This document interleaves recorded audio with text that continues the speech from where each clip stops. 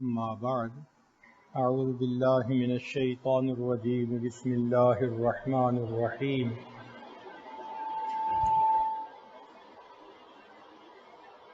ولو بسط اللہ الرزق لعباده لبغوا في الارض ولكن ينزل بقدر ما يشاء انه بعباده خبیر بصیر. وقال رسول اللہ صلی اللہ علیہ وسلم ان الرزق لیطلب العبد کما یطلبہ اجلہ. سبحان ربک رب العزت عما یصفون وسلام علی المرسلین والحمد للہ رب العالمین.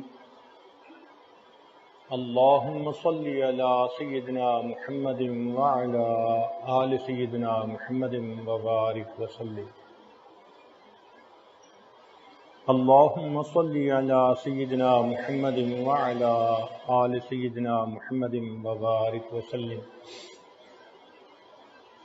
اللہم صلی علی سیدنا محمد وعلی آل سیدنا محمد وبارک وسلم. آج کے مادی دور میں انسان نے روٹی اور رزق کو زندگی کا نصب العین بنا لیا ہے. روٹی کو اتنی اہمیت کبھی بھی حاصل نہیں تھی جتنی اہمیت کے آج حاصل ہے. اس لیے روٹی کمانے کے پیچھے وہ اپنے مالک کو ناراض کر بیٹھتا ہے. حلال اور حرام کی تمیز ختم کر دیتا ہے. یوں محسوس ہوتا ہے ایک دوڑ لگی ہوئی ہے اور ہر بندہ پہلے سے زیادہ بہتر روٹی حاصل کرنے کے چکر میں. اور یہ بھی بات ساتھ ہے کہ جتنی پیٹ بھرے کی بیماریاں آج ہیں یہ تاریخ میں اس سے پہلے کبھی نہیں تھی.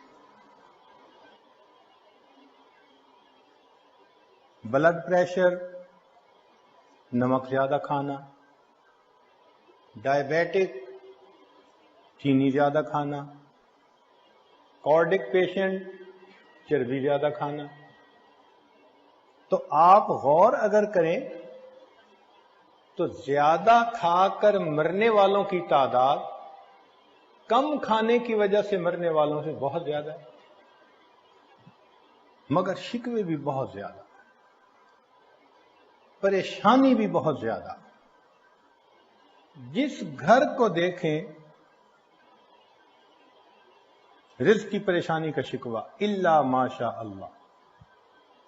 جتنے گھر کے لوگ ہوتے ہیں مرد اور عورتیں سب نوکری پیشہ، سب کی الگ الگ گاڑیاں، اور پھر شکوے.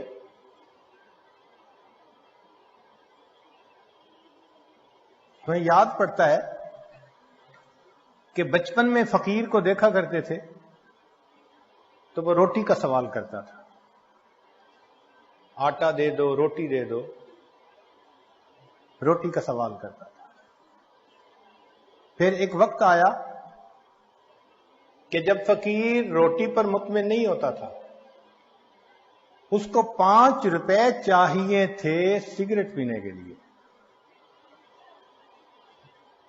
اور آج وہ وقت ہے کہ فقیر 5 روپے نہیں 50 روپے کا سوال کرتا ہے، چونکہ اس کو اپنے سیل فون کے اندر ایزی لوڈ ڈلوانا ہوتا ہے. اسے اپنے لوڈ ون کو میسج کرنا ہوتا ہے. آج کے سائل کا یہ حال ہے.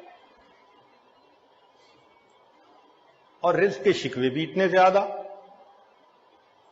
حالت یہ ہو چکی کہ جو عورت آج کے دور میں خوبصورت ہے اسے خوش نصیب سمجھا جاتا ہے. عمل کی رتی نہ ہو، پرلے درجے کی خدا کی نافرمان ہو، لیکن فقط خوبصورتی پر عورت کو خوش نصیب سمجھا جاتا ہے، اور مرد کے پاس اگر دولت ہو تو اس کو خوش نصیب سمجھتے ہیں. نہ شکل ہو نہ عقل ہو، بڑا خوش نصیب جی. بے وقوفی کی بات بھی کرے گا تو اس کو بھولا بادشاہ کہیں گے، میاں صاحب بڑے بھولے ہیں. عزت کا معیار بدل گیا. جس کے پاس مال زیادہ وہ معزز بن گیا، نہ نیکی کو دیکھا، نہ تقوی کو دیکھا، نہ خدا خوفی کو دیکھا، معیار بدل دی. تو چونکہ آج کا یہ مسئلہ بہت بڑا ہے، اکثر آنے والے پوچھتے ہیں جی لگتا ہے کسی نے کچھ کر دیا، رزق باندھ دیا، لوگوں کو کیوں چھوٹا خدا بناتے ہو؟ اگر اللہ رب العزت رزق دینا چاہیں، ساری دنیا کے انسان جمع ہو کر اس کو بند نہیں کر سکتے، اور اللہ تعالیٰ رزق نہ دینا چاہیں، ساری دنیا کے انسان مل کر رزق دے نہیں سکتے. جب رزق کا پروردگار نے ذمہ لے لیا، پھر اتنی فرسٹریشن کس بات کی؟ مومن کسی اور نظر سے دیکھتا ہے. اس کو تو یہ دیکھنا ہے کہ مجھے رزق کے لیے ہاتھ ہلانے ہیں، حرکت کرنی ہے، اور اس حرکت میں میرے مولا نے برکت دینی ہے.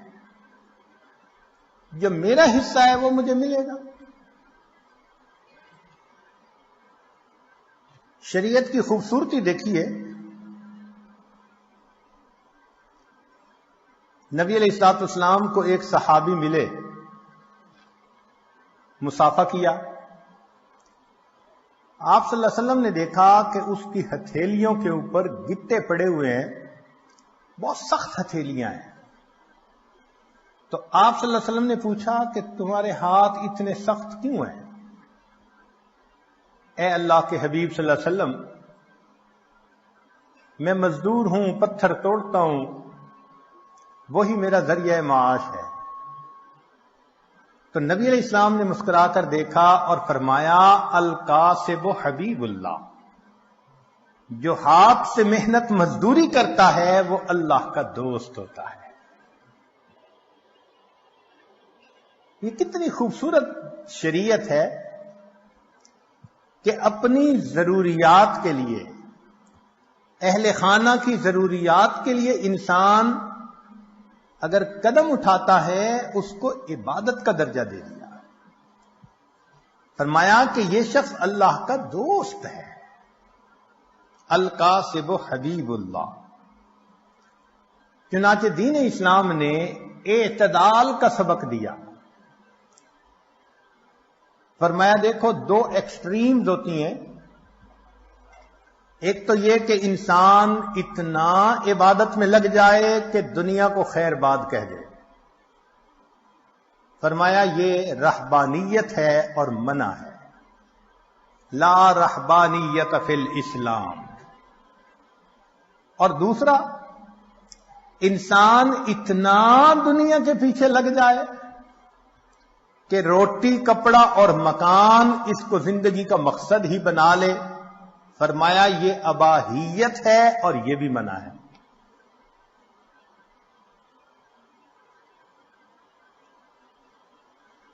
اعتدال کا راستہ اپناؤ.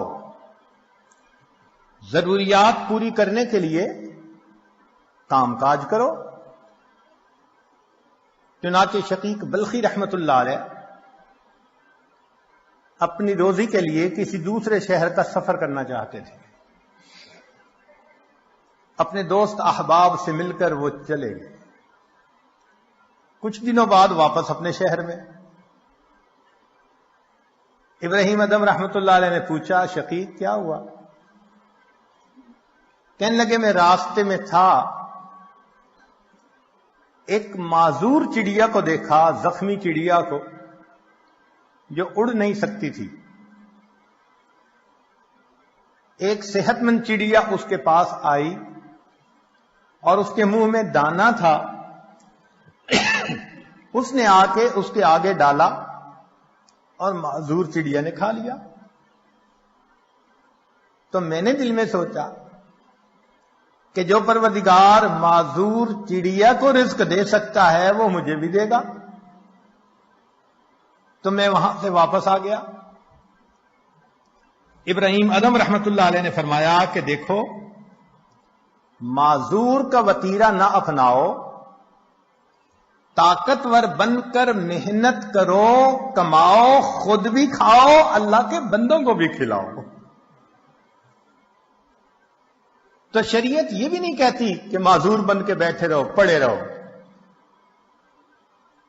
جوان العمر انسان ہو اور دن کے 2 بجے تک اس کی نیند ہی پوری نہ ہوتی ہو.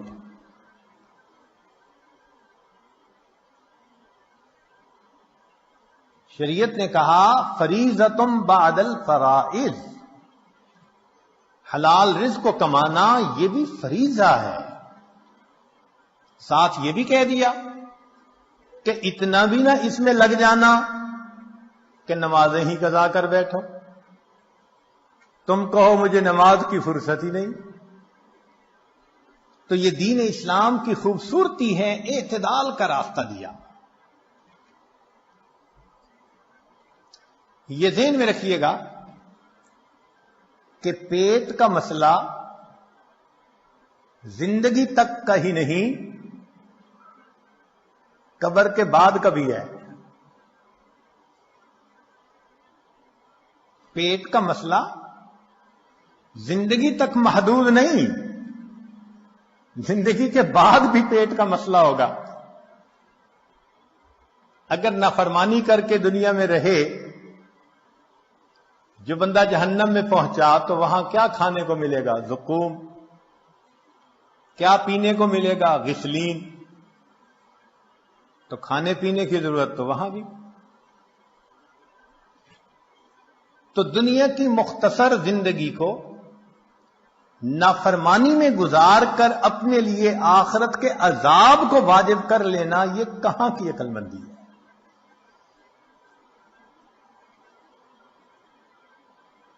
تو رزق کے معاملے میں انسان حرام اور حلال کا خیال رکھے.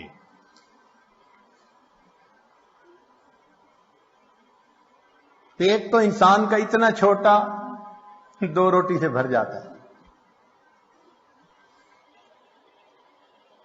یا تو پیٹ اتنا بڑا ہوتا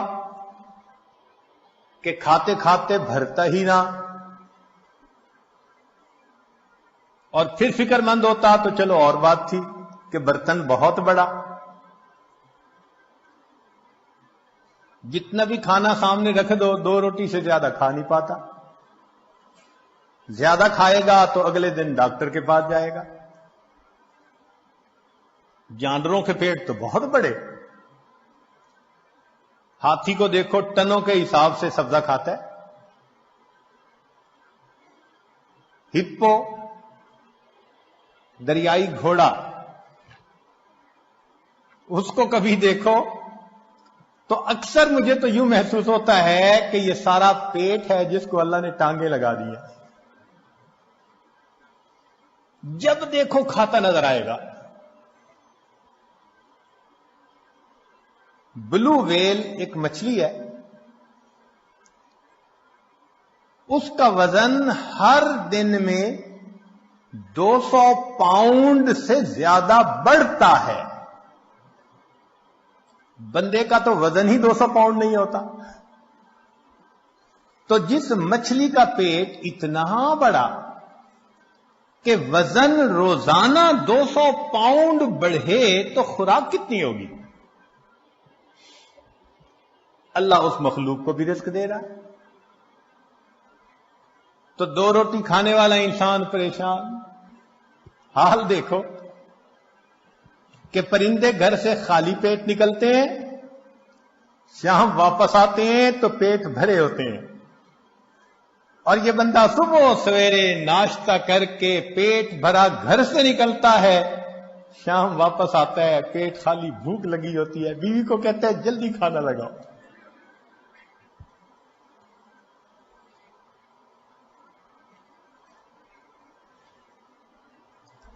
پیٹ کو بھر لینا ہی تو صرف کام نہیں ہے نا۔ حدیث مبارکہ، اکثر شبعان فی الدنیا اکثر جوعن فی الآخرہ، جو دنیا میں اکثر پیٹ بھرا رہے گا وہ آخرت میں اکثر پیٹ خالی رہے گا۔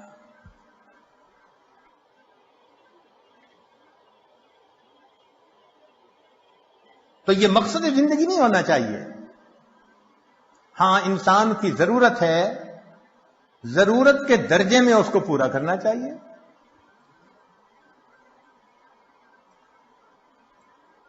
علماء نے عجیب بات لکھی کہ پیٹ بھر کر کھانے کی جس کو عادت ہو اس کی نصیحت کا دوسروں پہ اثر نہیں ہوتا، اور خود اس کے اوپر دوسرے بندے کی نصیحت کا اثر نہیں ہوتا۔ فتاوی ہندیہ میں یہ بات لکھی۔ اس بات کی طرف بھی ذرا غور کریں کہ کہیں ایسا تو نہیں ہمارے سیاہ کارناموں نے ہمارے رزق کے دروازوں کو بند کروا دیا ہو؟ کیوں چھوٹی چھوٹی سی بات پہ کسی نے جادو کر دیا، کوئی جنات کا اثر، کوئی فلاں اثر، خام مخواہ عاملوں کے پیچھے بھاگتے پھرتے ہیں، ایمان خراب کرتے ہیں۔ اگر کمرے میں اندھیرا ہو تو انسان سوچتا ہے کہ کھڑکیاں دروازے بند ہیں،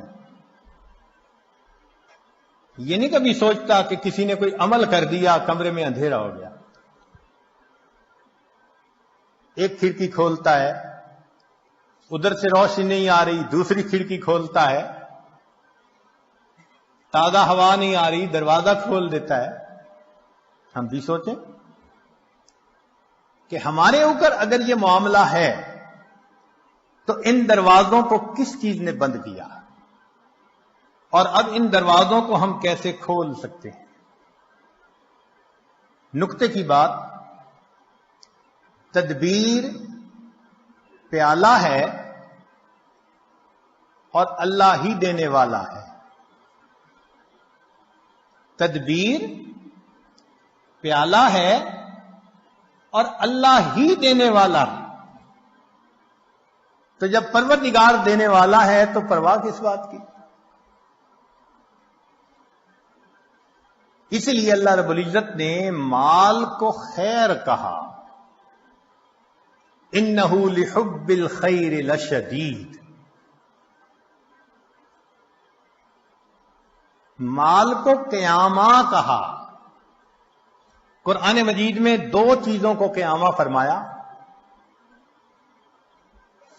ایک بیت اللہ کو، جعل اللہ الکعبۃ البیت الحرام قیاما للناس، اس لیے کہ بیت اللہ انسان کی روحانی زندگی کے قیام کا سبب، اور مال کو قیامہ کہا، وَلَا تُؤْتُوا السُّفَهَاءَ أَمْوَالَكُمُ الَّتِي جَعَلَ اللَّهُ لَكُمْ قِيَامًا، یہ انسان کی جسمانی زندگی کے قیام کا سبب۔ اور آج کے دور میں مال انسان کے ایمان کے لیے ڈھال ہے۔ آج کے دور میں مال انسان کے ایمان کے لیے ڈھال ہے، ورنہ جس کے پاس مال نہیں وہ تو لوگوں کی جیب کا رومال ہے۔ جیب کا رومال ناک صاف کی پھینک دیا۔ غریب آدمی کا آج یہی ہے، لوگ مطلب نکالتے ہیں ایک طرف، حیثیت ہی نہیں معاشرے میں۔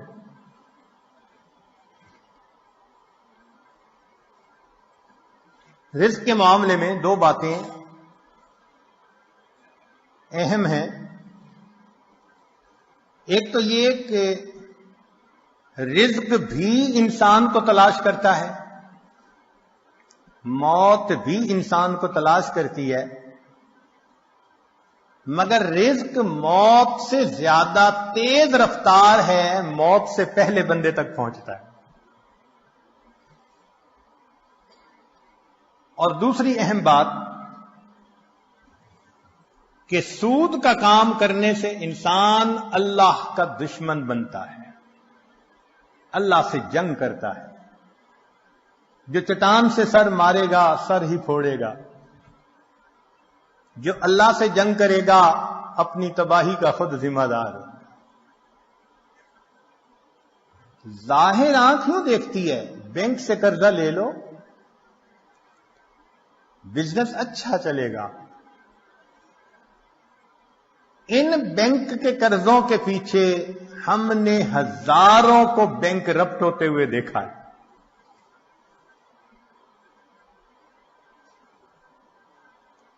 تو سود کی وجہ سے مال کی برکت ختم، اور زکوٰۃ کے ادا کرنے سے مال کی برکت شروع۔ جس بندے نے زکوٰۃ نکالنی شروع کر دی اس کے مال میں اللہ نے برکت ڈالنی شروع کی۔ اور برکت کس کو کہتے ہیں؟ کہ وہ رزق انسان کے لیے کافی وافی شافی ہو جاتا ہے، غیروں کے سامنے ہاتھ نہیں پھیلانے پڑتے، جتنا ہوتا ہے انسان پرسکون زندگی گزارتا ہے۔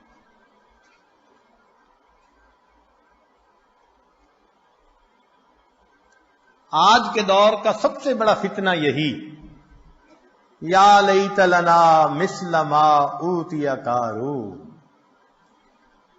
اے کاش ہمیں بھی وہ ملتا جو قارون کو ملا تھا۔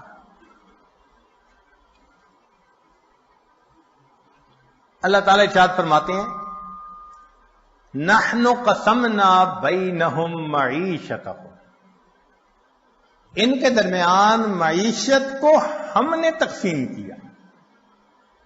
تو مومن اللہ کی تقسیم پہ راضی رہے، اپنی طرف سے پسینہ بہائے، وہ ہماری ذمہ داری ہے۔ اس کے بعد دال ساگ بھی مل جائے تو اللہ کا شکر ادا کرے۔ داؤد علیہ السلام کو فرمایا گیا کہ اے داؤد، اگر تجھے کھانے میں کبھی سڑی ہوئی سبزی ہی مل جائے تو سبزی کو نہ دیکھنا، اس بات کو دیکھنا کہ میرے پروردگار نے جب رزق کو تقسیم کیا تو میں اسے یاد تھا۔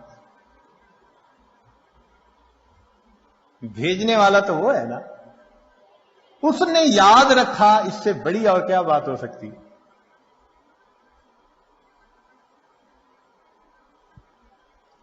اس لیے مال کی طلب میں اجمال ہو، اضطراب نہیں ہونا چاہیے۔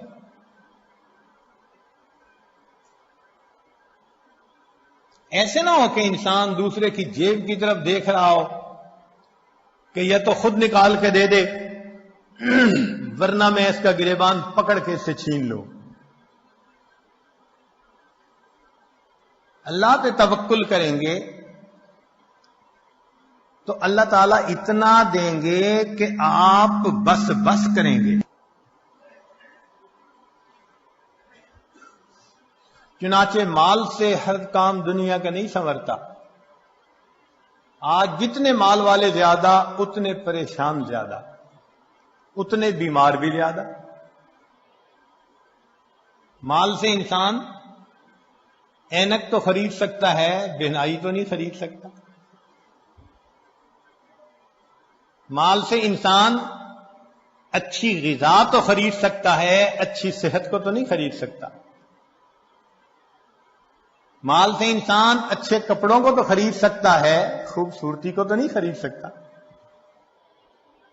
مال سے انسان دوائیاں تو خرید سکتا ہے، صحت کو تو نہیں خرید سکتا۔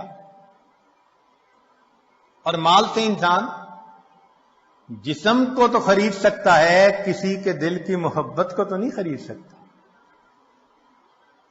کتاب کو تو خرید سکتا ہے، علم کو تو نہیں خرید سکتا. تو دنیا میں بھی مال سے ہر کام نہیں ہوتا. اس لیے جتنا اس کا مقام ہے اس کو وہیں پہ رکھا جائے. اللہ تعالیٰ ارشاد فرماتے ہیں وَمَا خَلَقْتُ الْجِنَّ وَالْإِنسَ إِلَّا لِيَعْبُدُونِ،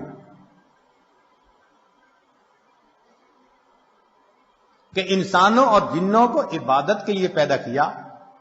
ما اريد منهم من رزق وما اريد ان يطعمون، ان سے روزی کموانا تو نہیں چاہتے. ہم نہیں چاہتے کہ گدھے کی طرح صبح سے لے کے شام تک جتا رہے اور نمازوں کی ہوش ہی نہ ہو. مقصد کو مقدم کرنا چاہیے.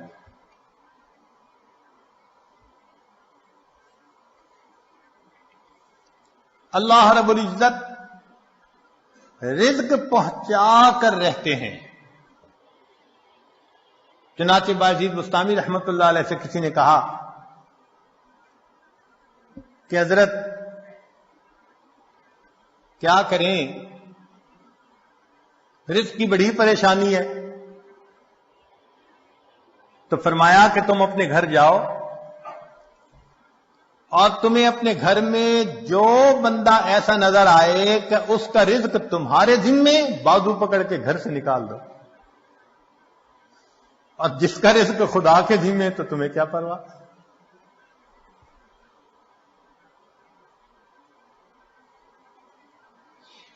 باجید بستامی رحمت اللہ علیہ فرماتے تھے اگر اللہ تعالیٰ ساری مخلوق کو میری عیال بنا دے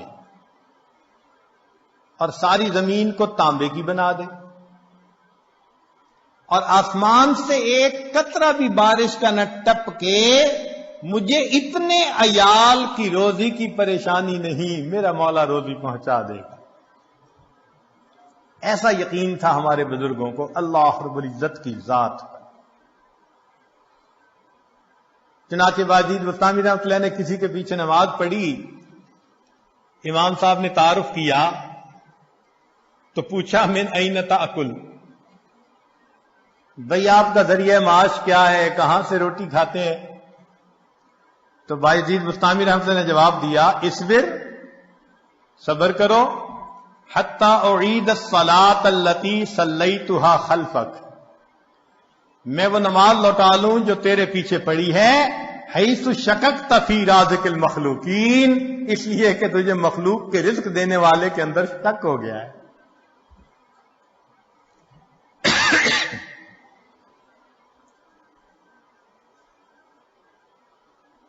بنو کا ایک نشئی تھا تو کسی نے کہا کہ آٹا مہنگا ہو گیا، کہنے لگا اپنے لیے قیمت بڑھائی ہے، ہمیں تو روزی اسی نے دینی ہے. ایک نشئی کا اللہ پہ توکل دیکھو کہ جی آٹا مہنگا ہو گیا، کہتے اپنے لیے قیمت بڑھائی ہے، ہمیں تو روزی دینی ہے نا. اللہ کے پیارے حبیب صلی اللہ علیہ وسلم نے اپنی تعلیمات میں اس رزق کی پریشانی کے بھی اسباب بتلا دیے کہ یہ پریشانی کیسے دور ہو سکتی ہے. چنانچہ قرآن و احادیث میں سے 16 ایسے نکتے ہیں جو ہم نے آج جمع کیے. ان کو سمجھ لیں کہ یہ چابیوں کا ایک گچھا ہے، 16 کنجیاں ہیں، ہر کنجی رزق کا دروازہ کھولتی ہے. اور یہ بتانے والا کوئی عام عامل نہیں ہے، یہ سید الاولین والآخرین اللہ کے پیارے حبیب صادق الامین، جس زبان سے ہمیں قرآن ملا اسی زبان سے ہمیں نبی علیہ السلام کا فرمان ملا. انہوں نے یہ بات بتائی تو دلوں میں ہم یقین کر کے ان باتوں کو سنیں اور ان اعمال کو اپنائیں اور رزق کے دروازوں کو آنکھوں سے کھلتا دیکھیں.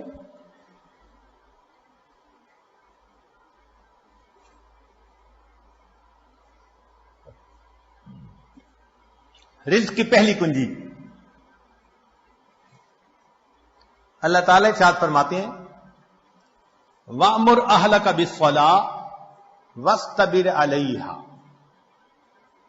اہل خانہ کو نماز کا حکم دیجئے اور اس پر جمے رہیے، صبر کیجئے۔ لا نسألک رزقا، ہم آپ سے رزق نہیں چاہتے، نحن نرزقک، رزق ہم پہنچائیں گے۔ اس آیت مبارکہ میں اللہ رب العزت ایک وعدہ فرما رہے ہیں، اور وہ پروردگار وعدے کو نبھانا جانتا ہے۔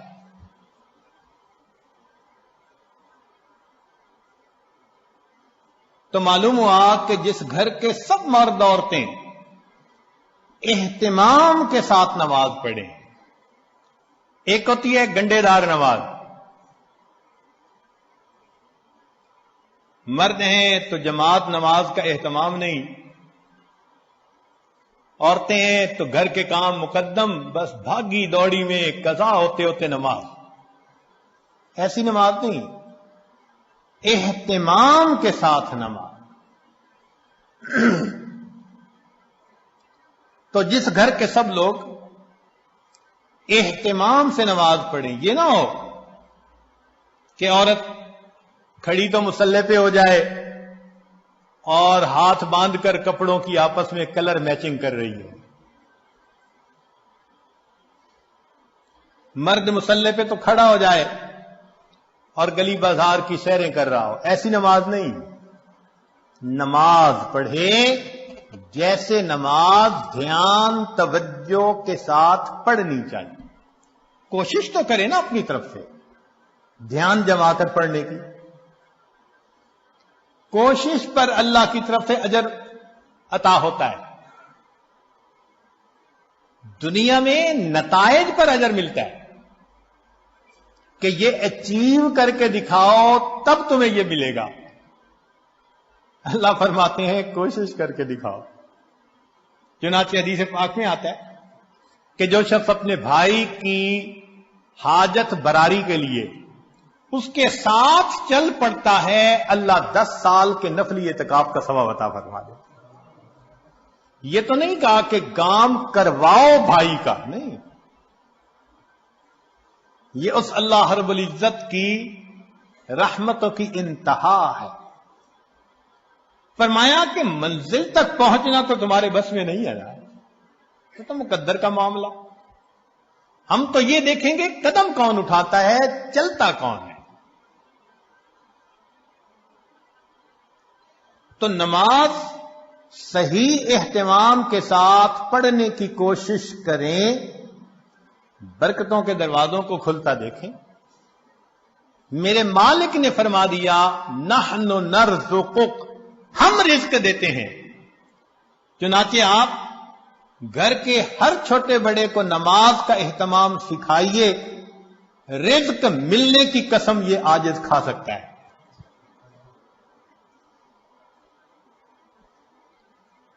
ماسٹر کی ہے رزق کی، کاروبار، نوکری، کوئی بھی مسئلہ ہو رزق کا، اہتمام نماز سے اللہ رب العزت مسئلوں کو حل فرما دیتے۔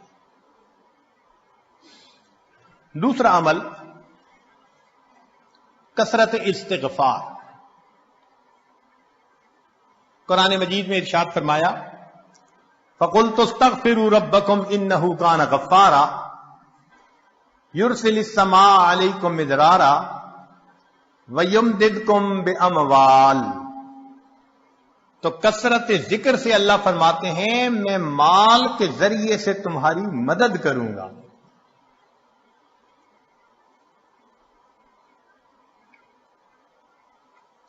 ایک اور حدیث پاک میں ہے من اکثر من الاستغفار جعل اللہ له من كل هم فرجا ومن كل ضيق مخرجا ورزقه من حيث لا يحتسب۔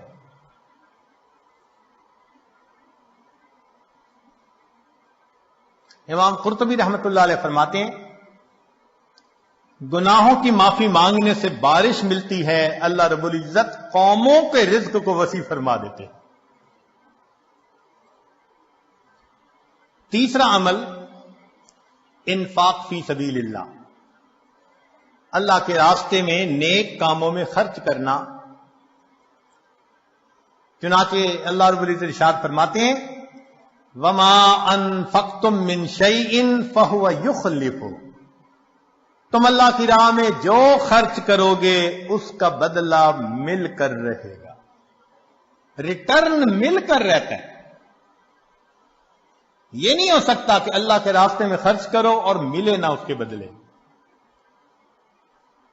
یہ جو انفاق ہے یہ لفظ بنا نفق سے، نفق کہتے ہیں سرنگ کو، اور سرنگ میں انسان ایک طرف سے داخل ہو کر نکلتا ہے پھر دوسرا داخل ہو سکتا ہے۔ تو فرمایا کہ تمہارے پاس جو پہلا رزق ہے اس کو نکالو گے تو دوسرا آئے گا نا۔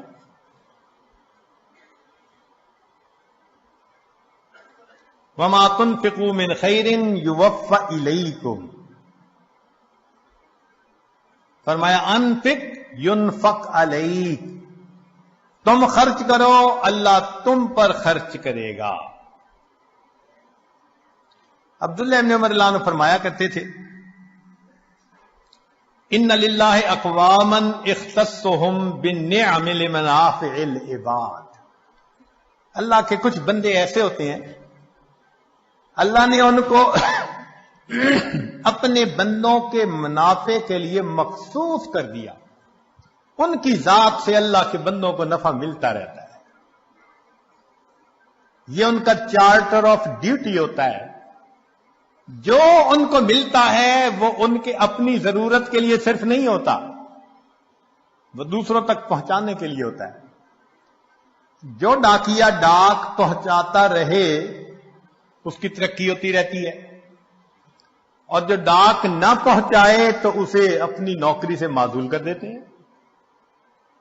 چنانچہ کتنے لوگوں کو آپ نے دیکھا ہوگا کہ بڑا اچھا کام چلا، کاروبار چلا، پھر یکدم ٹھپ۔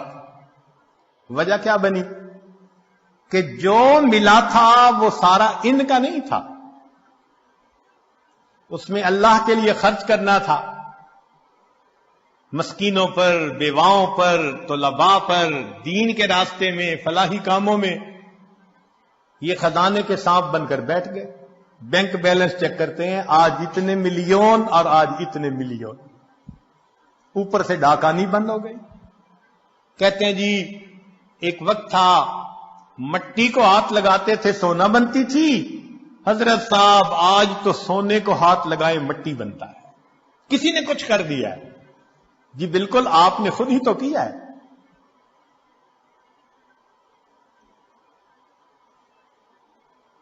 آپ کی تو بہترین نوکری لگی تھی کہ اللہ کے بندوں کو ان کا حصہ پہنچاؤ۔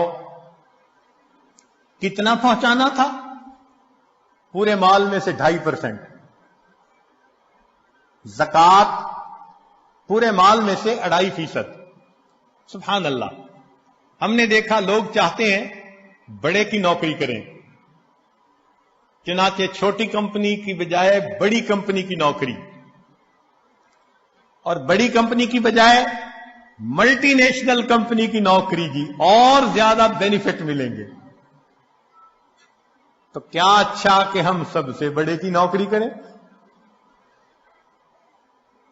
سب سے بڑے کی نوکری یہ کہ جو اللہ نے مال دیا گن گن کر اس کی زکوٰۃ کو نکالیں۔ اللہ وہ پروردگار ہے جو 2.5% مال غریبوں تک پہنچانے کے بدلے امیروں کو 97.5% تنخواہ عطا۔ اتنا بڑا کوئی پے کرنے والا مالک دیکھا جو 97.5% تنخواہ پے کرے؟ یہ تمہاری تنخواہ ہے اور ڈیوٹی اتنی ہے کہ 2.5% تم میرے جو محتاج بندے ہیں، ضرورت مندے ہیں، یہ تنخواہ ان تک پہنچائے۔ اب جو 2.5% کو بھی لے کے بیٹھ جائے تو پھر اس کی بجائے اللہ تعالیٰ رزق کسی اور کے ذریعے سے پہنچا دیں گے۔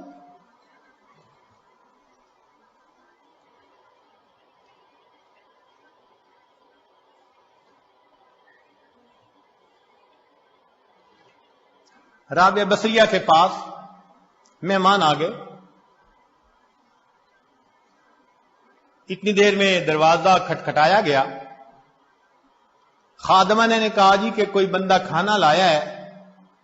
فرمان لگی گنو کتنی روٹیاں؟ اس نے کہا 9. کہنے لگی یہ میرا حصہ نہیں کسی اور کا ہے، اسے کہو جاؤ. دوبارہ دروازہ کھٹکھٹایا، کوئی بندہ کھانا لایا ہے، روٹیاں گنو. اس نے کہا جی 9. بھئی میرا حصہ نہیں کہہ دیا، اس کو جو جاؤ کسی اور کا ہے. پھر تھوڑی دیر بعد تیسری مرتبہ دروازہ کھٹکھٹا. خادمہ نے کہا جی کہ پھر کوئی بندہ روٹی لایا ہے، کتنی؟ 9. اس نے کہا میرا حصہ نہیں، جاؤ اس کو کہہ دو چلا جائے. اس نے کہا کیوں نہیں لے رہی، مہمان بھی تو ہیں. اس نے کہا دیکھو میرے پاس آج صبح 1 روٹی تھی، سائل آیا تھا، میں نے اللہ کی رضا کے لیے 1 روٹی دے دی. میرے اللہ کا وعدہ ہے من جاء بالحسنۃ فلہ 10 امثالھا، 10 گنا ملے گا.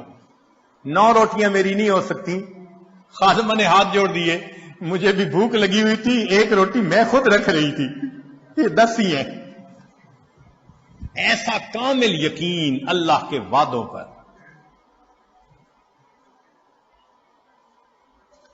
حبیب اجمی رحمت اللہ علیہ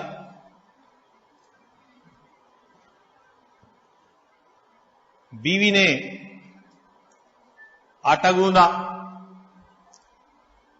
پھر تنور جلانے کے لیے لکڑیاں کاٹنے گئی، پیچھے سے سائل آ گیا. اس نے کہا بڑا محتاج ہوں، اللہ کے لیے کچھ دے دو. اللہ والوں کی عادت ہوتی ہے جب کوئی اللہ کے لیے کہتا ہے تو پھر وہ کھول دیتے ہیں اپنے دونوں ہاتھوں کو. انہوں نے وہی آٹا اٹھا کے دے دیا. اب بیوی لکڑیاں لے کے آئی، اس نے کہا آٹا؟ کہنے لگے میں نے روٹیاں پکنے کے لیے بھیجا ہے، میں نے روٹیاں پکنے کے لیے بھیجا ہے.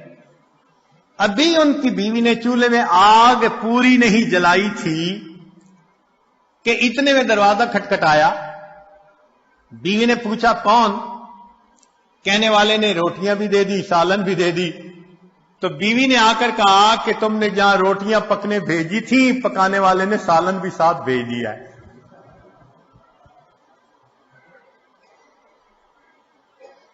اللہ کے راستے میں خرچ کرنے کی ایک حلاوت ہے، وہ حلاوت جس کو مل جائے اس کو پھر فکر نہیں ہوتی، سب غموں سے آزاد.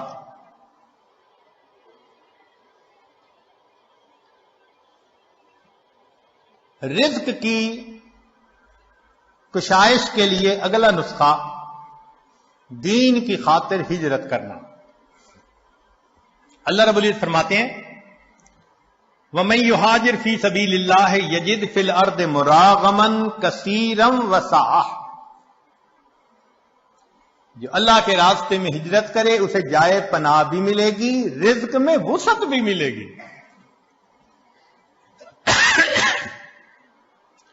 رزق بڑھانے کی اگلی کنجی تقوی کا اختیار کرنا. ارشاد باری تعالی ہے وَلَوْ أَنَّ أَهْلَ الْقُرَىٰ آمَنُوا وَاتَّقَوْا لَفَتَحْنَا عَلَيْهِمْ بَرَكَاتٍ مِّنَ السَّمَاءِ وَالْأَرْضِ. اگر یہ بستی دیسوں والے ایمان لاتے، تقوی کو اختیار کرتے، ہم آسمان اور زمین سے برکتوں کے دروازے ان پر کھول دیتے. ایک جگہ فرمایا لَأَكَلُوا مِن فَوْقِهِمْ وَمِن تَحْتِ أَرْجُلِهِمْ. ہم ان کو وہ نعمتیں کھلاتے جو اوپر آسمان سے اتارتے ہیں اور وہ نعمتیں کھلاتے جو نیچے زمین سے نکالتے ہیں.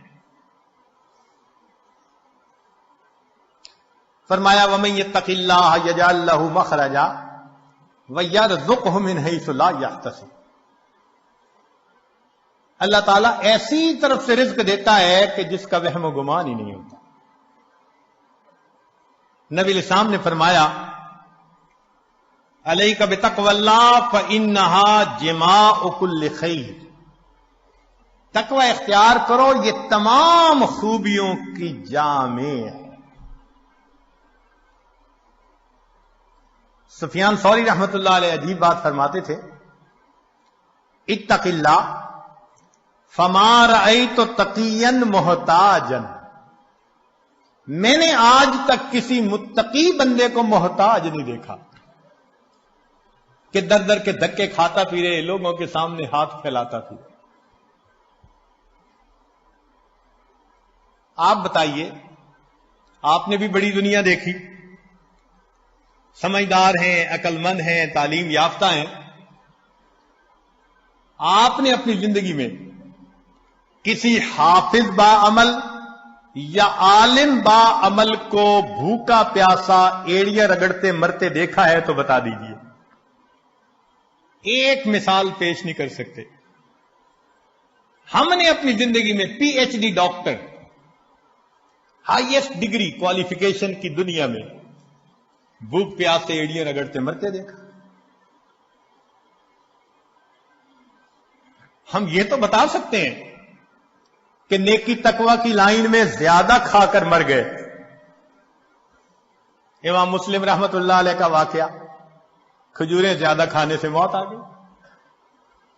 یہ نہیں بتا سکتے کہ جی بھوکا پیاسا، کہتے ہیں نا جی طلباء کہاں سے کھائیں گے؟ بھئی جہاں سے انبیاء کھاتے تھے وہیں سے ان کے جانشین بھی کھائیں گے۔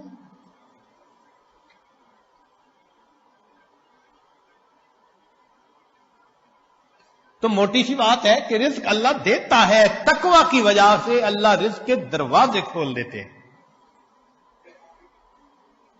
پانچویں بات، کثرت عبادت۔ حدیث مبارکہ، ابن آدم تفرغ لعبادتی املأ صدرک غنى واسد فقرک۔ اے اولاد آدم، تو اپنے آپ کو میری عبادت کے لیے فارغ کر، میں تیرے سینے کو غنا سے بھر دوں گا، تیرے فقر کو بند کر دوں گا۔ کتنے کھلے اور صاف لفظوں میں، لاؤڈ اینڈ کلیئر بتایا جا رہا ہے، عبادت کرو، ہم تمہارے فاقے کے راستے بند کریں گے، تمہیں غنا عطا فرما دیں گے۔ اس کی مثال یوں سمجھیے کہ ہم نے عام گھوڑے کی قیمت کا ایک دفعہ پتہ کیا تو 20 سے 25 ہزار میں گھوڑا مل جاتا ہے، اور ایک ہوتے ہیں دوڑ جیتنے والے گھوڑے، ان کی قیمت لاکھوں میں۔ ہمارے بہت قریبی چودھری صاحب فرمانے لگے جی ہمارے گھوڑے کی قیمت 25 لاکھ روپیہ لگی، ایک گھوڑے کی قیمت۔ تو عام گھوڑے 20,000، بھاگنے جیتنے کے مقابلے کرنے والے 25 لاکھ۔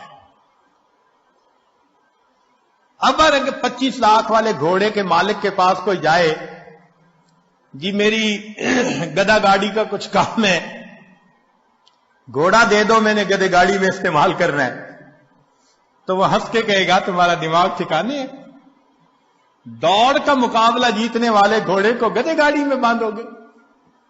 جس طرح دنیا دار انسان دوڑ کا مقابلہ جیتنے والے گھوڑے کو گدے گاڑی میں باندھنا پسند نہیں کرتا، اللہ کی قسم اللہ رب العزت دین پہ چلنے والوں کو دنیا کی گدے گاڑی میں باندھنا پسند نہیں کرتا۔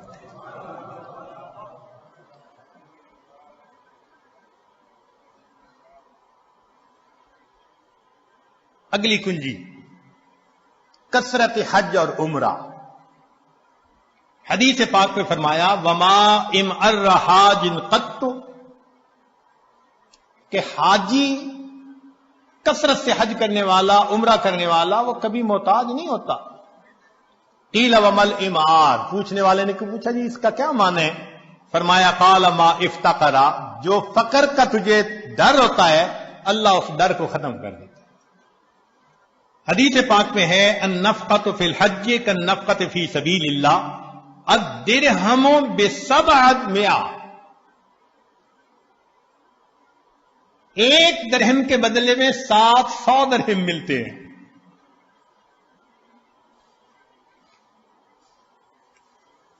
رزق کی ایک اور کنجی، صلہ رحمی۔ ابو ہریرہ عنہ فرماتے ہیں، بخاری شریف کی روایت، من احب ان یزاد فی عمرہ ویزاد فی رزقہ فلیصل رحمہ، جو چاہے کہ میرے عمر زیادہ ہو اور میرا رزق زیادہ ہو، اس کو چاہیے کہ رشتہ داروں کے ساتھ اچھا سلوک رکھے۔ آج اگر رزق کی شکایتیں زیادہ ہیں تو دوسری طرف معاملات بھی دیکھو، بہن سے نہیں بولتے، بھائی سے نہیں بولتے، پھپھو سے لڑائی، چچا سے لڑائی، ان کے گھر کا کھانا نہیں کھاتے، پانی نہیں پیتے، کچھ پڑھ کے نہ پلا دیں۔ شریعت جن رشتہ داروں کو جوڑنے کا حکم دیتی ہے، وَيَقْطَعُونَ مَا أَمَرَ اللَّهُ بِهِ أَن يُوصَلَ،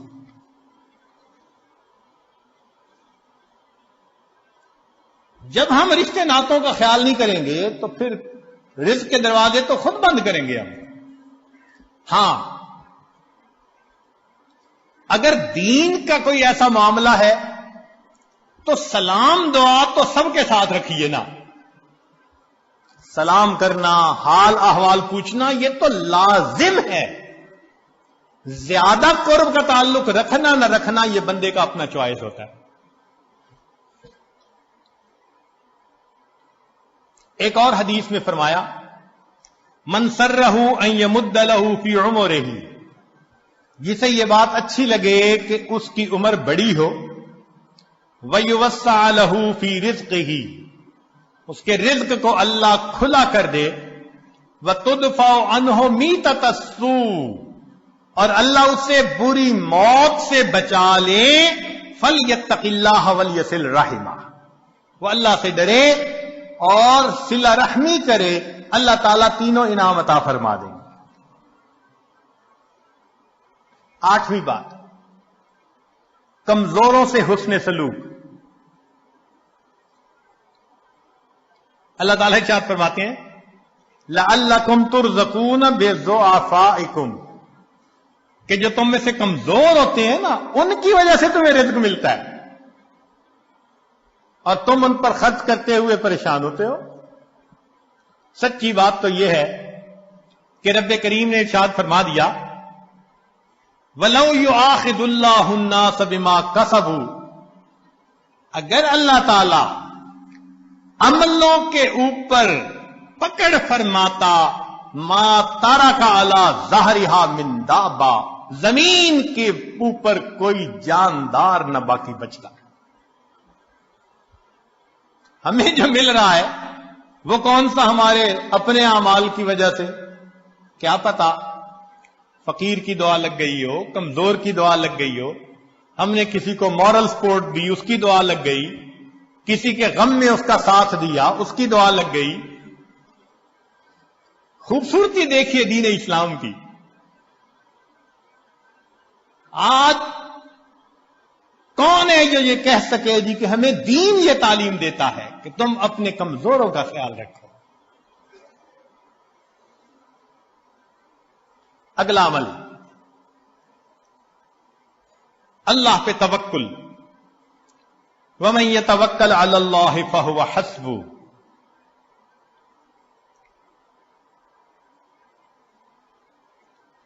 جو اللہ پر توکل کرتا ہے پھر اللہ اس کے لیے کافی ہو جاتا ہے۔ اس کی تفصیل حدیث مبارکہ میں، لو انکم تتوکلون علی اللہ حق توکلہ، اگر تم اللہ پہ توکل کرو جیسے توکل کرنے کا حق ہے، لرازقکم کما یرزق الطیور، اللہ تمہیں رزق دے گا جیسے پرندوں کو دیتا ہے، تغدو خماسا، گھر سے خالی پیٹ نکلتے ہیں، وتروح بتانا، اور واپس پیٹ بھرے ہوئے لوٹتے ہیں۔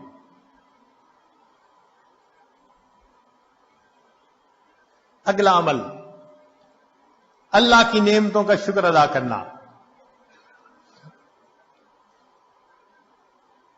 چنانچہ فرمایا، لا یرزق اللہ عبدا الشکر فیحرمہ الزیادہ لأن اللہ یقول لئن شکرتم لأزیدنکم، جس بندے کو شکر کی توفیق مل جائے اس کا رزق کم نہیں ہوتا، چونکہ اللہ کا وعدہ ہے کہ جو شکر ادا کرتا ہے میں اس کے رزق کو، اس کے نعمتوں کو اور زیادہ کر دیتا ہوں۔ عمر بن عبد العزیز رحمت اللہ علیہ کا ایک خوبصورت قول ہے، قیدوا نعم اللہ بالشکر للہ، اللہ کی نعمتوں کو شکر ادا کر قید کر لو۔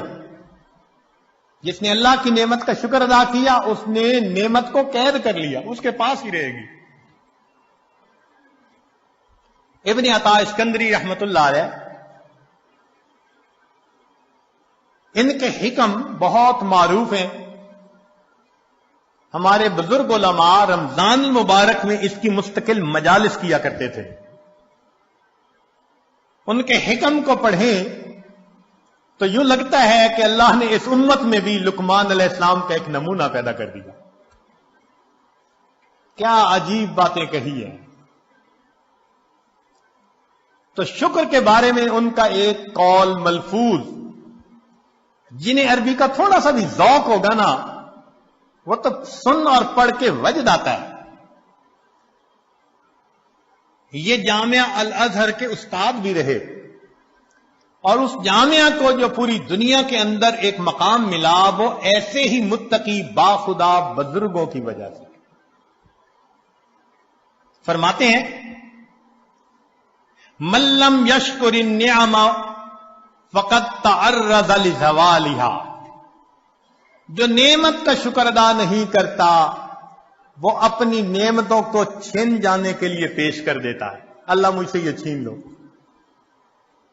من لم یشکر النعم فقد تعرض لزوالها ومن شکرها فقد قید بعقالها، اور جو شکر ادا کرتا ہے وہ ان نعمتوں کو نکیل ڈال کے اپنے پاس قابو کر لیتا ہے۔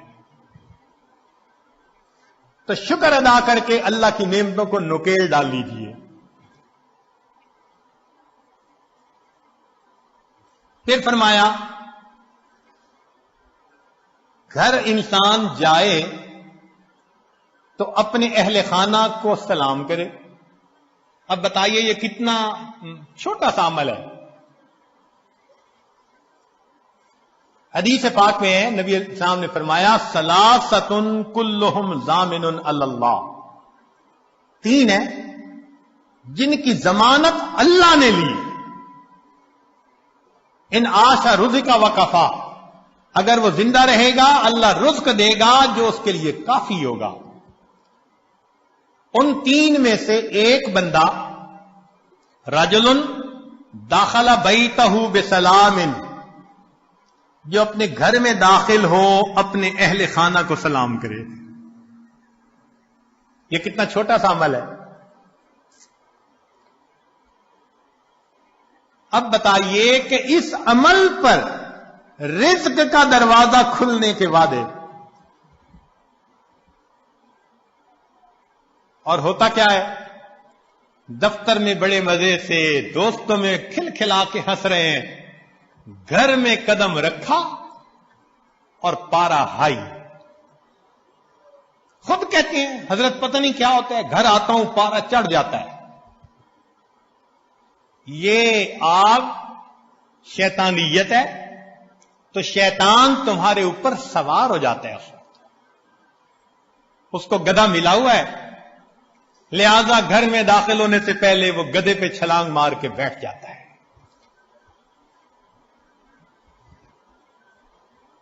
نبی علیہ الصلوۃ والسلام کا عمل، سیدہ صدیقہ عنہا فرماتی ہیں کہ اللہ کے پیارے حبیب صلی اللہ علیہ وسلم جب بھی گھر میں داخل ہوتے مسکراتے چہرے کے ساتھ آتے تھے، اہل خانہ کو سلام کیا کرتے تھے۔ اتنے سے عمل پہ رزق کی پریشانی ختم۔ اللہ اکبر کبیرہ۔ اور یہی معاملہ بیوی کے بارے میں، کہ جیسے خامد باہر سے آ کے سلام کرے تو بیوی بھی شگفتہ چہرے سے اس کا جواب دے۔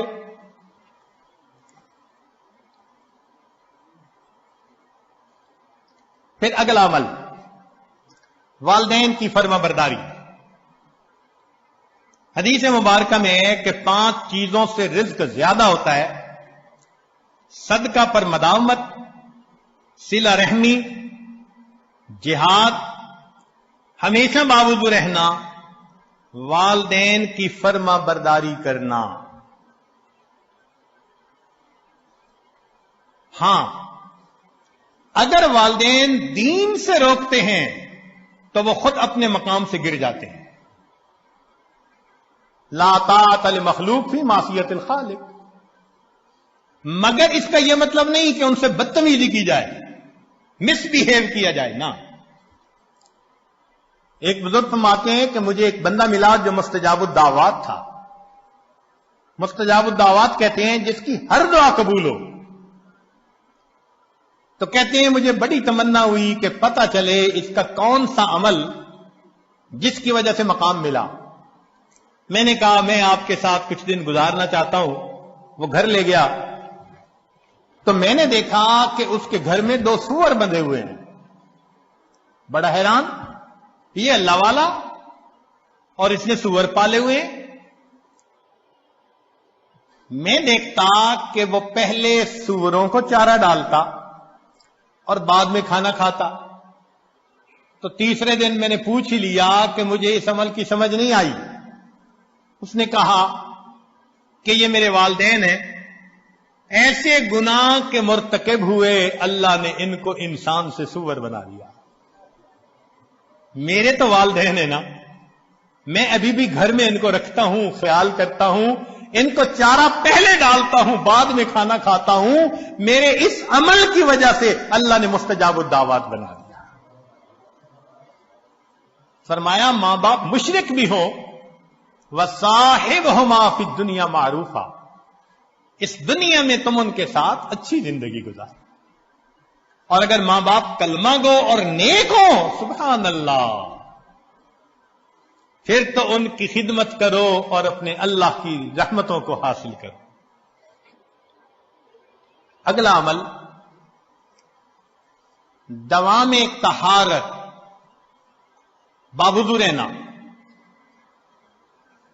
حدیث مبارکہ سنیے، شکا بعض الصحابۃ النبی صلی اللہ علیہ وسلم الفاقہ، بعض صحابہ نے نبی علیہ الصلوۃ والسلام سے فاقہ کی شکایت کی۔ نبی علیہ السلام نے فرمایا دم علی الطہارہ، تم باوضو رہنے کی کوشش کرو، یوسع علیک الرزق، اللہ تمہارے رزق کو وسیع کر دے گا۔ یہ بھی بہت آسان ہے، جب وضو ٹوٹے نیا وضو کر لو۔ الحمدللہ جن لوگوں کی عادت ہے ان کی زندگی باوضو گزرتی ہے۔ اور اس میں ایک نکتہ کہ ایک تو وضو شیطان سے بچنے کا ہتھیار ہے۔ نبی علیہ السلام نے فرمایا الوضوء سلاح المؤمن، وضو مومن کا ہتھیار دشمن سے بچنے کے لیے۔ آپ باوضو رہنے کی کوشش کریں، اس ایک عمل پر آپ دیکھیں گے کہ شیطانی وساوس کم ہو جائیں گے۔ یہ باوضو رہنے کی برکت ہے۔ اور ایک دوسری برکت، نبی علیہ السلام نے فرمایا کما تعیشون تموتون، جس حال میں زندگی گزارو گے اسی حال میں موت آئے گی۔ تو جو زندگی بھر باوضو رہنے کی کوشش کرے گا، اللہ اپنی رحمت سے باوضو مرنے کی بھی توفیق عطا فرمائے۔ تو جو چاہتا ہے باوضو موت آئے، وہ زندگی میں وضو کا اہتمام کر لے۔ اگلا عمل، چاشت کی نماز پڑھنا، صلاۃ الضحیٰ، 9 بجے 10 بجے جب سورج اتنا بلند ہو جائے کہ اونٹ کے پاؤں جلنے لگیں گرمی سے، اس کو صلاۃ الضحیٰ کہتے ہیں۔ اس کے پڑھنے پر اب ذرا غور کریں، وہ وقت کاروبار کے لیے پیک ٹائم ہوتا ہے۔ اللہ تعالیٰ چونکہ فرماتے ہیں، چاہتے ہیں کہ میرا بندہ مجھ سے بھولے نہ، مجھ سے غافل نہ ہو۔ فرمایا کہ ہاں اس وقت اگر تم 2 رکعت پڑھ لو گے تمہارے رزق کو ہم وسیع فرمائیں۔ عورتوں کو چاہیے مردوں کو جب دفتروں میں اور بزنس پر بھیجیں تو برکت تو اللہ نے دینی ہے، تو پیچھے 2 رکعت نماز پڑھ کے دعا مانگے، اے اللہ میرا خاوند رزق حلال کے لیے گھر سے چلا گیا، میں تیرے سامنے ہاتھ اٹھاتی ہوں تو اس کے رزق میں محنت میں برکت ڈال دے۔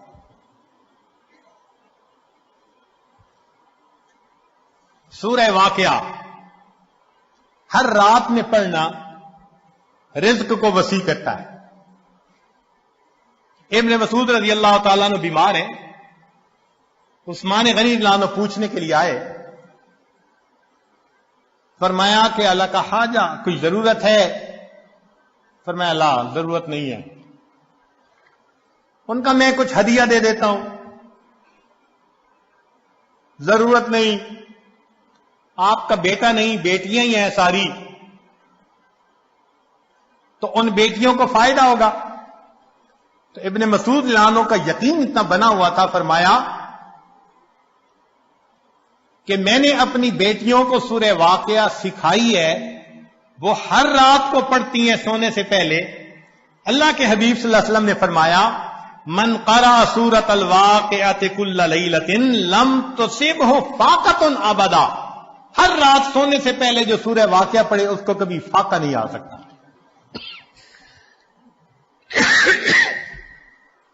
اگلا عمل، ایک صحابی لانو نبی علیہ السلام سے قرضے کی کیفیت بیان کی کہ جی مقروض ہوں، قرضے میں ڈوب گیا۔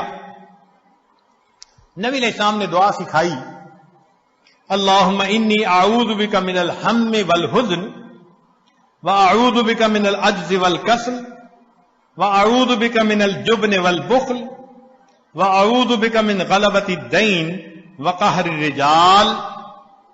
وہ صحابی کہتے ہیں قال فقلت ذالک فذهب اللہ ہمی وقضاء عن دینی،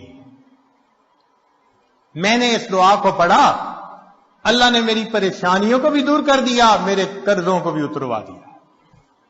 اس دعا کو یاد کر کے ہر نماز میں پڑھنے کا معمول بنا لیجئے۔ سیدنا حسن رضی اللہ عنہ فرماتے تھے کہ میرے اوپر تنگی، مالی تنگی آ گئی، اور اسی فکر کی حالت میں میری آنکھ لگ گئی، تو مجھے اپنے نانا جان کی زیارت ہوئی خواب میں۔ نبی علیہ السلام نے فرمایا کیوں پریشان ہوتے ہو، یہ دعا پڑھ لیا کرو، بسم اللہ علی نفسی و مالی و دینی، اللہم ارزنی بقضائک ببارک لی فیما قدر لی حتی لا احب تعجیل ما اخرت ولا تأخیر ما عجلت۔ فرماتے ہیں کہ اس دعا کو پڑھنے کے بعد مجھے اپنی بعد کی زندگی میں کبھی مالی پریشانی نہیں آئی۔ تو یہ آسان باتیں ہیں جن پر ہم عمل کر سکتے ہیں۔ تعویذوں کے پیچھے بھاگتے پھرنا یا عاملوں سے نسخے ٹوٹ کے پوچھتے پھرنا کیا ضرورت ہے اس کی؟ اللہ کے حبیب صلی اللہ علیہ وسلم اپنی امت کو بے سہارا چھوڑ کر نہیں گئے، جس کی ضرورت تھی وہ سب کچھ بتلا دیا۔ کرنا ہمارے ذمہ ہے، ہم ان اعمال کو کریں، اور کچھ ایسے اعمال ہیں جن سے رزق بند ہوتا ہے، ان سے بچیں۔ اس وقت میں ان کی تفصیل تو نہیں ہو سکتی، تاہم وہ اعمال پڑھ کے بتا دیے جاتے ہیں۔ حدیث مبارکہ میں ان اعمال کا تذکرہ کہ ان سے رزق بندتا ہے۔ پہلی بات، کھڑے ہو کر، جوتے پہن کر، ننگے سر کھانا کھانا۔ کھڑے ہو کر اور جوتے پہن کر ننگے سر کھانا کھانا، بیت الخلاء میں ننگے سر جانا یا بیت الخلاء میں بات کرنا، مہمان کو بوجھ سمجھنا، ہاتھ دھوئے بغیر یا بسم اللہ یعنی دعا پڑھے بغیر کھانا کھانا۔ آپ غور کیجئے، ان میں سے اکثر وہ عمل ہوں گے جو ہم کرتے ہیں، تو پھر رزق کے دروازے تو ہم نہیں بند کیے نا. کھانے کے برتن کو بعد میں صاف نہ کرنا، مسجد کے اندر دنیا کی باتیں کرنا، فقیر کو جھڑک دینا،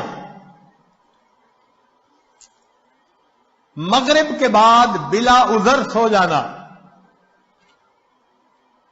نماز قضا کر دینا، جھوٹ بولنا. اب یہ ایک ایسا عمل ہے جو آج بہت کثرت سے پھیل گیا، اور شیطان بدبخت نے جھوٹ کی نفرت کو کم کرنے کے لیے اس کا نام بدل دیا، اور جی میں نے بہانہ بنا لیا.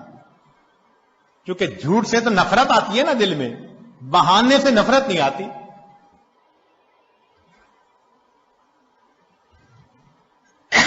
غیبت کا نام گپ شپ رکھ دیا.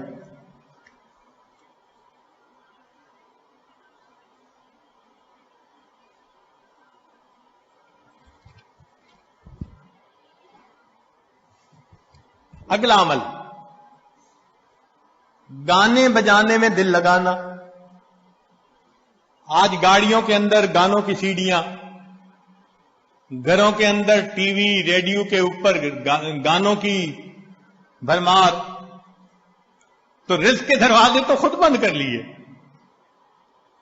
پھر اگلی بات، اولاد کو برا بھلا کہنا. یہ بھی اکثر عورتوں میں عادت ہوتی ہے، ذرا غصہ آیا اور اس وقت اپنی اولاد کو گالیاں دینے لگ گئی. بلکہ آج تو وتیرہ یہ لوگوں نے بنا لیا، اولاد کو دین سے ہٹانے کے لیے گالیاں دیتی ہیں کہ گالیوں سے ڈر کے یہ دین کو چھوڑ دے. قرآن مجید کو بے وضو چھونا، بے وضو ہاتھ لگانا. اور 15 عمل، نامحرم کو دیکھنا. اب سوچ لیجئے کہ یہ گناہ کتنا عام ہے، اور رزق کے بند ہونے کے شکوے بھی عام ہیں. تو پتہ چلتا ہے نا کہ کن وجوہات سے رزق بند ہے. اور آخری بات، اہل و عیال سے لڑتے رہنا. یہ بھی ہر گھر کی سٹوری. آج تو نیک ہوں یا بد، یہ تو میں تو اکثر گھروں کی بات. تو میاں بیوی کی بنتی نہیں، اور اوپر سے رزق کے شکوے اللہ سے.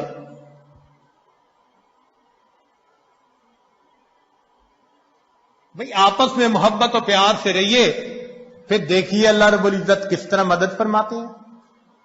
تو جو اعمال قرآن و حدیث میں رزق کی فراخی کے لیے بتائے گئے وہ کیجئے کہ تاکہ دروازے کھل جائیں، اور جو بتائے گئے کہ دروازے بند ہوتے ہیں ان سے بچیے، اور اللہ کی طرف سے رزق کی کشائش کو اپنی آنکھوں سے دیکھیے. اللہ تعالیٰ دے کے خوش ہوتے ہیں، لے کے خوش نہیں ہوتے. اللہ تعالیٰ ہمیں بات کی سمجھ عطا فرمائے، اور اس دنیا میں اللہ تعالیٰ ہمیں نیکوکاری کو مقصد زندگی بنا کر جینے کی توفیق عطا فرمائے. وآخر دعوانا ان الحمد للہ رب العالمین.